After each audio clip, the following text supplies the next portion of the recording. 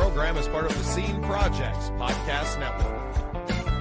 The Scene Project features interviews with independent musicians, comedians, and artists from across the Midwest. Become part of our community and support local art wherever you are.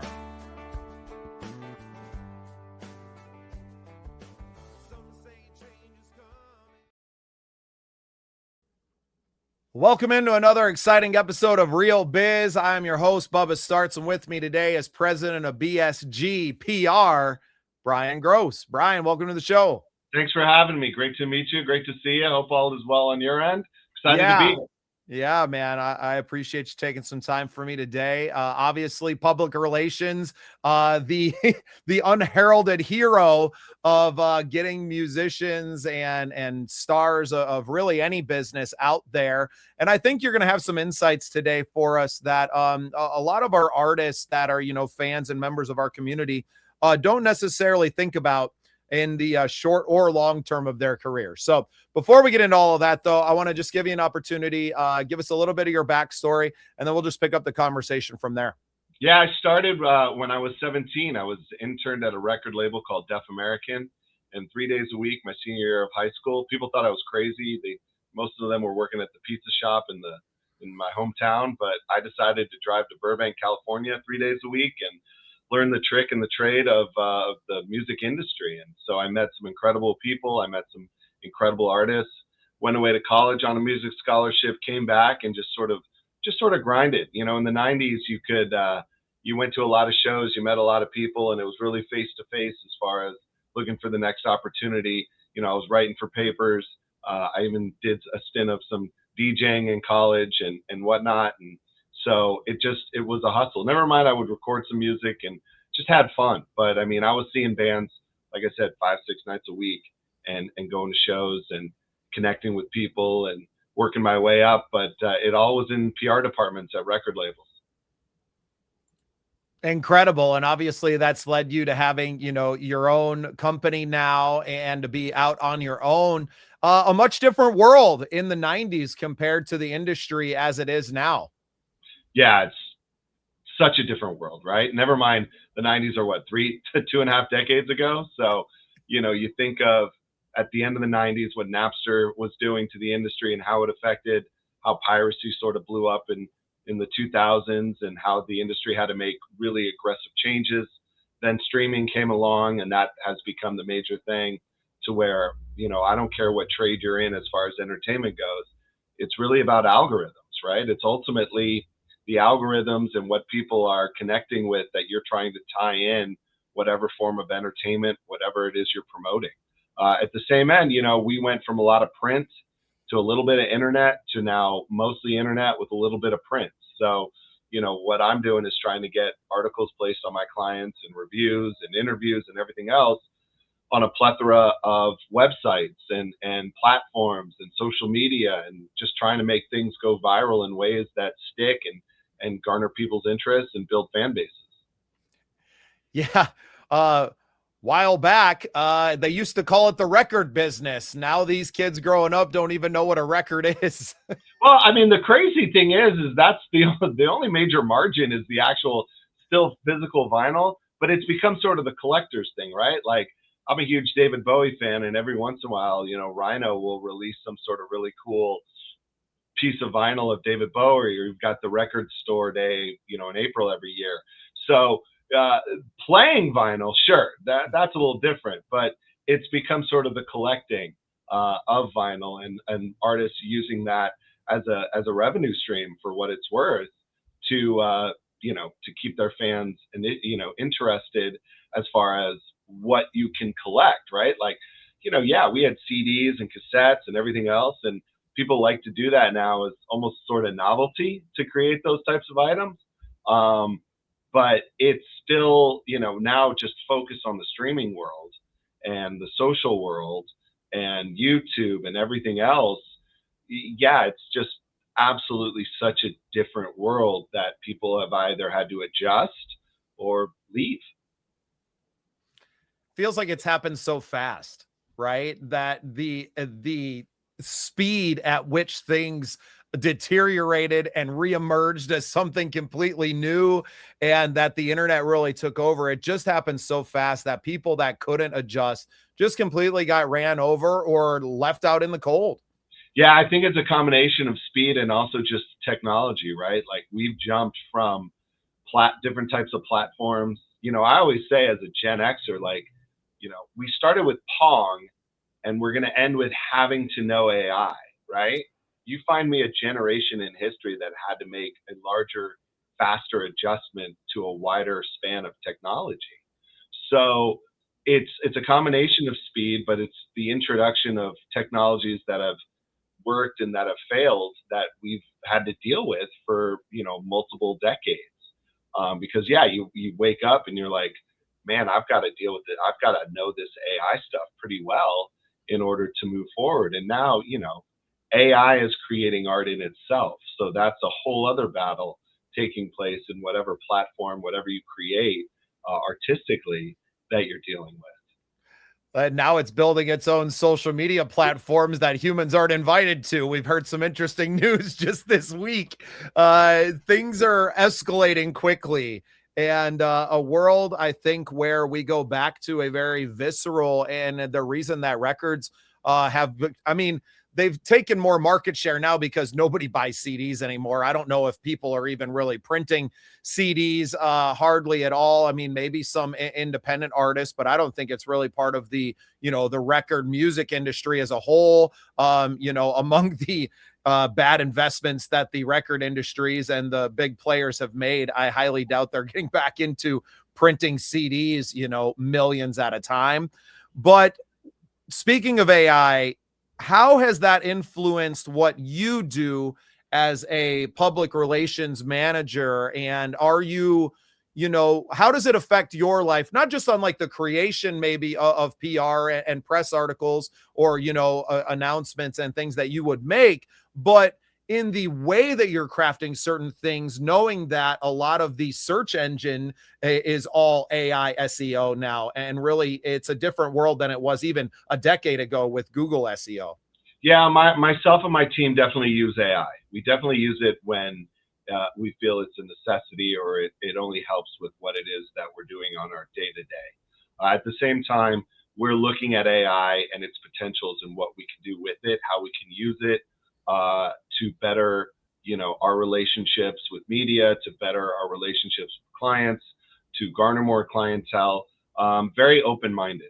I think there's twofold in AI. It's fear of it or embrace, and maybe a little bit of both. But ultimately, it's growing. It's going somewhere, and it's going to be part of our daily life in a larger scale. And ultimately, how you embrace it and how you use it and how you make your life better with it is the ultimate task at hand. So it's definitely something that I embrace, not fear. I think I make the joke that my generation grew up on a lot of bad sci-fi films. So and some good ones, but we just have this natural fear of robots and AI that they're going to kill us. And it's like, I think it's a little much.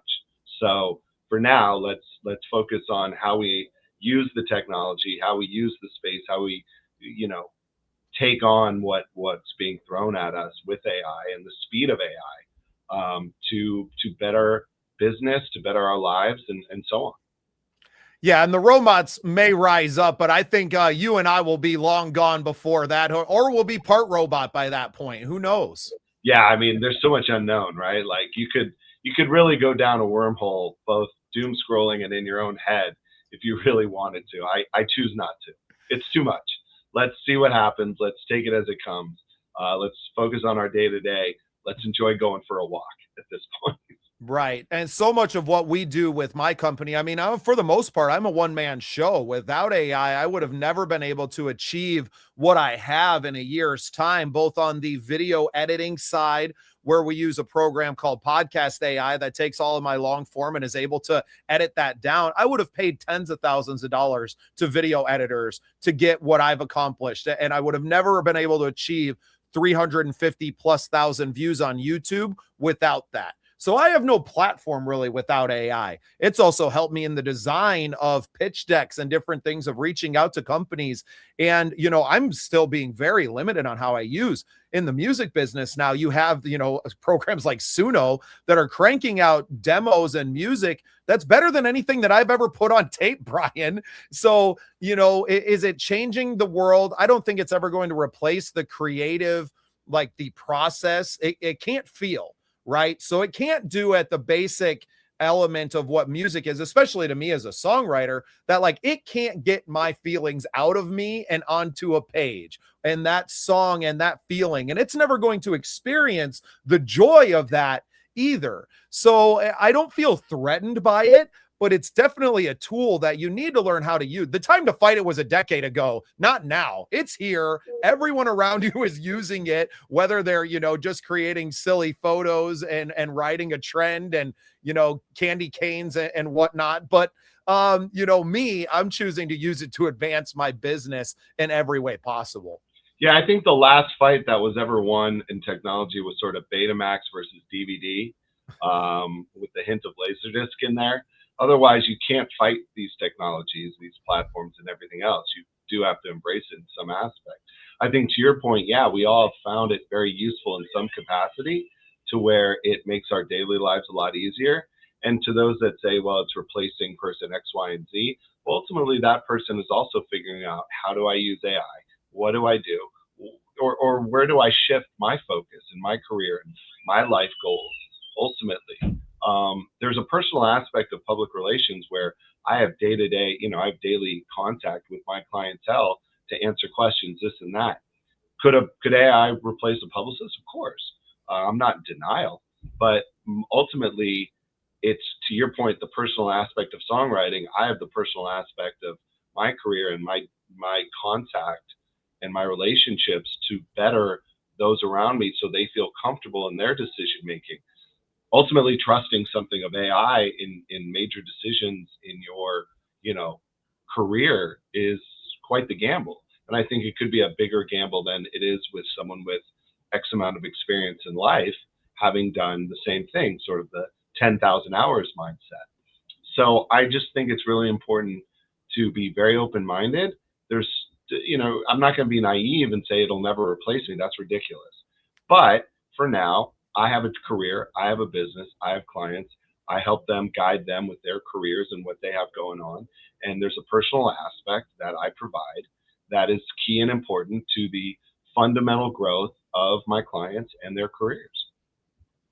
Yeah, and both on the client side and your relationship with the media companies that you're working with for placements, right? And AI is never going to be able to replace that. And if anything, it actually gives you more time where you're not, behind, and probably your days of writing press releases have been long gone, and you have team members that do those things, or are using it to craft those. But it frees up your time to focus on the relationships even more. And that's what it's done for me. Early on last year, before I started using podcast AI, I was record an episode and then I would have like 3-4 hours invested into editing and trying to make sure. And I wasn't even able to create at the level, not just of quality, but of quantity that I needed to get out there and do it. So I was falling further and further behind because I'm not a video editor, right, to do that. But I could pay a fee to a company that developed a software that allowed me to go from, I can do like maybe 3 episodes a week and actually get them out, to I can do 30 episodes a week. And what these episodes are not just content, it's the relationships. It's growing that network in this community that we've built that have allowed me to excel. And I think, for me, I don't try to get too deep into the, maybe the ethical practices of it, but the long and short of it is that these major companies that are out there are going to be using this stuff. So me not using it is having a very small effect on in like a positive direction, right? Like me not using it is not moving the needle at all back in the other direction. So I might as well jump in and try to advance my life so that maybe I can have impact on the world in a different way. Yeah, I agree with everything you just said. You have to see the potential and the growth and the positives of the usage of the technology to better your relationships, to better your business and everything else. That's just the way it is. If people want to be afraid, it almost weeds itself out, right? Like ever, ever since humans existed, the weeding out of the haves and have-nots and those who can and cannot is pretty straightforward. And here's just another aspect: people are going to live in fear of this. There's nothing you can do about those people. But for those who embrace and are excited and educate themselves and really deep dive and look for the opportunities, they're going to find success one way, shape, or form. Awesome. Awesome. So what is what is a PR manager, what is your main function in your day to day? I mean, I know you're at the top of your company and what you do is a lot different than someone who's just starting out, whether intern or, kind of entry level with you. But just for our people who don't really understand public relations and what that means, what is it that you guys do? Yeah, I deal with all aspects of media. So the big four are online, print, television, and radio. And within radio, I would throw podcasts. And in this world where we have over 5 million podcasts, there's an aspect of I'm pitching my clients to these media outlets. Media outlets are coming to me either for my clients or with other needs that I try to fulfill. And it's just, it's the relationship between my clients, myself, and the media that I'm working on every day. Building out more relationships with media like yourself, keeping my clients happy, for lack of a better term, helping them accomplish their goals. But it's the day-to-day sort of grind, and I don't care what level of you are as far as a publicist goes. There's a daily grind of communication, of assistance, of putting out fires, a little bit of everything, and that's what we do. So publicity, being a publicist working in public and media relations is unlicensed. So anyone can wake up one day and decide they're a publicist. But ultimately, it's the relationships and what you do. I always say it's not brain surgery, but it takes a lot of work. It takes a lot of effort. There's a little bit of that first man in, first man out, or last man out, and woman. But it's that 24/7, emergencies on the weekends, events, travel, everything that goes along with, like I say, in its simplest form, keeping your clients happy and keeping the media that you deal with, happy and wanting to continue to work with you. And I think some of our, artists will be familiar with, a press release and having someone that can maybe place you onto a TV show. But for a client of yours, I mean, how on a day, are you talking weekly or monthly? Obviously, when they have bigger things going on, maybe a new release or an award show or something of that nature, you have a lot to talk about. But how often are you contacting and staying in touch with your clients? Oh, daily, man. Every day there's some sort of contact, even if it's just a text or an email. There's constant contact daily. I find the most important aspect of my job is staying in contact with those that I work with. People don't want to be ignored. People don't want to wait. There's no time for that nonsense. It's just the constant contact that brings sort of that comfort level that I'm right here. You've paid me. I'm not disappearing. So I take pride in that, having had my own firm for over 26 years now, where I'm reachable. And in this day and age, you have to really, there's certain places you can go in the world where you can fall off the grid. Otherwise, you're available. And so it's really vital that you're available. I mean, I remember receiving a client a long time ago of an A-list musician I'll leave their name out for now, but they had sent an email to someone and they received an out of office reply. And their response to the third person they were dealing with was, they should never be out of office. Find me a new publicist. And I wound up getting the gig. Yeah, well, lesson learned, huh? Lesson is, don't use out of office. Just, it's not worth it. No. And I think a lot of people would, and I've already put on do not disturb several people that I've gotten those replies from in my own email blast.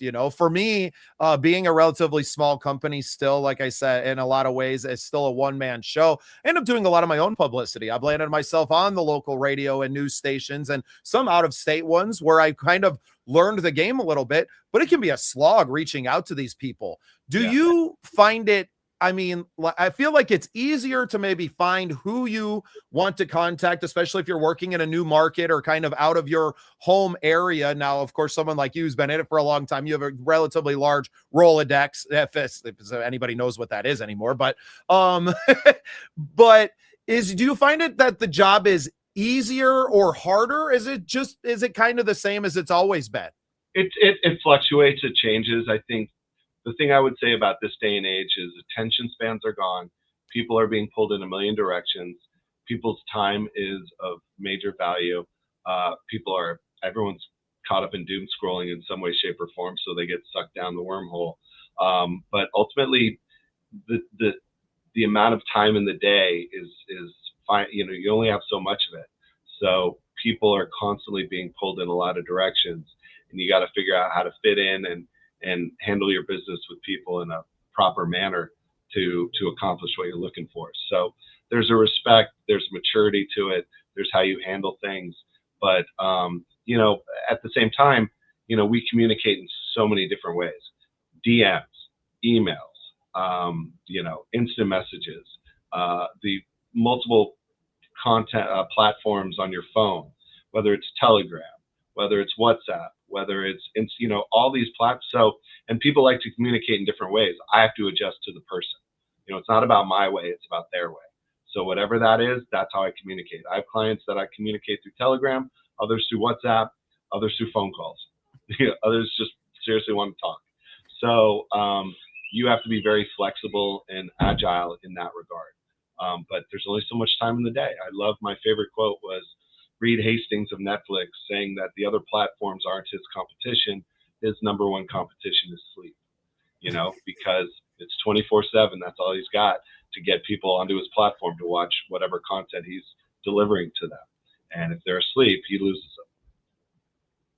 Yeah, what a poignant statement that is. As someone who doesn't sleep a lot, he doesn't have a lot of competition here. I'm sure you yourself, what's 8 hours? You got to be kidding me.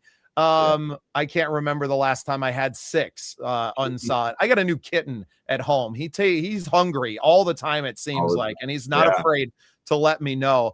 Brian, any tips for our artists who are listening, who are a big part of our fan base as well? Any simple kind of PR tips that they can do on their own to prepare for needing a publicist and being into that world and to becoming a client of yours?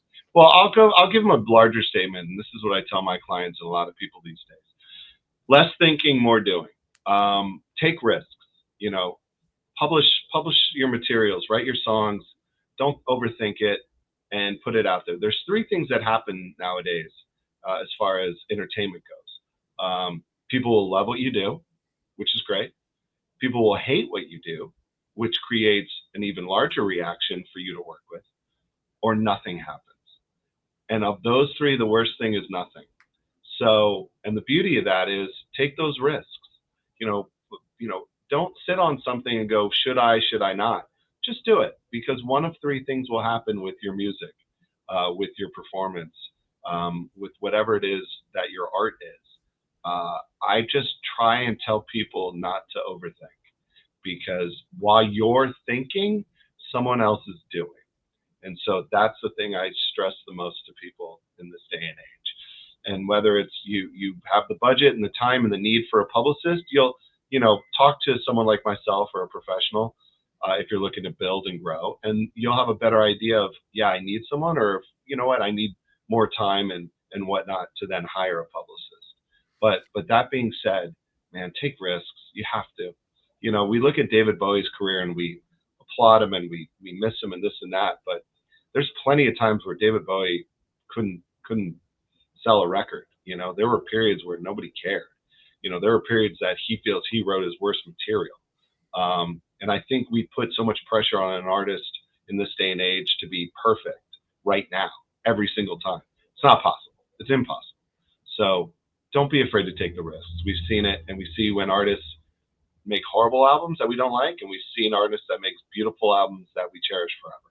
But if they didn't, it's the old Beavis and Butthead. If you don't know what sucks, you wouldn't know what's good. I mean, it's still a great statement. I don't care who the source is. was from. But take the risk. Yeah, 'tis better to be prolific in this age than to be perfect, because you're not going to be get it, and somebody's always going to hate it, no matter how perfect you think it is. So, Totally agree. Brian, where can everybody find you if they're in need of a publicist and want to work with you? And I'll let you get out of here. Yeah, it's at BSGPR on X, Twitter, and Instagram. BSGPR, and then bsgpr.com is my website.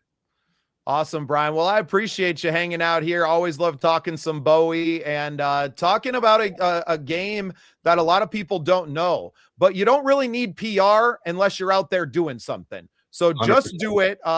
There was a famous company that used that slogan a long time ago, and it still rings very, very true. They don't need any free press on my show. Brian, appreciate you hanging out with me today, and thanks for being part of the scene. Thank you so much. Appreciate the time.